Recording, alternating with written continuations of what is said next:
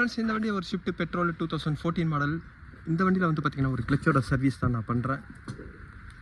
Friends இதோட gear பாக்ஸை வந்து பார்த்திங்கன்னா நான் டவுன் பண்ணிட்டேன். இதோட கிளச் பிளேட் கண்டிஷன் பாருங்கள்.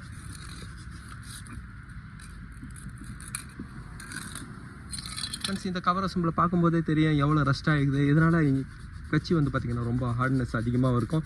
இந்த கிளச் பிளேட் கவர் அசம்பிள் எல்லாமே நான் வந்து பார்த்திங்கன்னா ஒரிஜினல் தான் வாங்கியிருக்கேன். இதோட கிளச் பிளேட்டோட ப்ரைஸ் பாருங்கள், 1250 வரும்.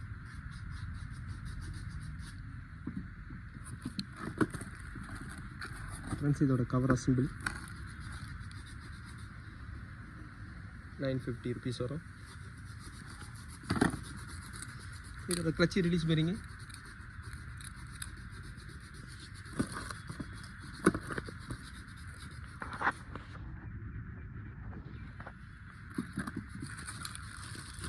ஃப்ரெண்ட்ஸ் எப்பவுமே கிளச் ஒர்க் பண்ணும்போது அதோட கேபிளும் சேஞ்ச் பண்ணுங்கள். அதோட கேபிளோட ப்ரைஸ் வந்து பாருங்கள், 400 வரும். ஃப்ரெண்ட்ஸ் இந்த கிளச்சு சர்வீஸ் பண்ணுற இதே ஷிஃப்ட்டுக்கு வந்து பார்த்திங்கன்னா இன்ஜினோட மவுண்ட்டை நான் சேஞ்ச் பண்ணுறேன். ஃப்ரெண்ட்ஸ் இந்த மவுண்ட் வந்து பார்த்திங்கன்னா 3 மவுண்ட் வரும். அதோட மவுண்ட்டோட ப்ரைஸ் பாருங்கள்,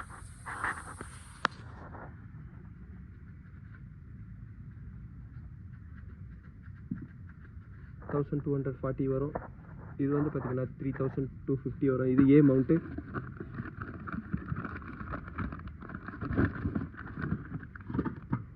இந்த மவுண்ட்டு ஒரு கேப் வருங்க. இங்கே எவ்வளோ தூரம் இருக்குது. இது வந்து ஒரு சி மவுண்ட்டோட ரேட்டு. சாரி ஃப்ரெண்ட்ஸ், இது வந்து பார்த்திங்கன்னா பேட்டரி சைடு இருக்கிற மவுண்ட்டு. ஃப்ரெண்ட்ஸ் இந்த மவுண்ட்டு வந்து பார்த்திங்கன்னா ஒரு ஏ மவுண்ட்டு இன்ஜின் சைடில் வரதுனால அந்த ஏ மவுண்ட்டு வந்து போயிடுச்சுனாவே இந்த இடத்துல வந்து பார்த்திங்கன்னா ஒரு கேப் வந்துடும். இந்த இடத்துல கேப் வந்துடுச்சுனாவே ஏ மவுண்ட் போயிடுச்சுன்னு தான் அர்த்தம். ஏன்னா இப்போ இன்ஜினை கியர் பாக்ஸை டவுன் பண்ணோன்னா இன்ஜினை இப்போ ஜாக் போட்டு லிஃப்ட் பண்ணியிருக்காங்க. அதனால தான் வந்து பார்த்திங்கன்னா இங்கே கம்மியாக இருக்குது. இப்போ 3 மவுண்ட்டை நான் சேஞ்ச் பண்ணுறேன்.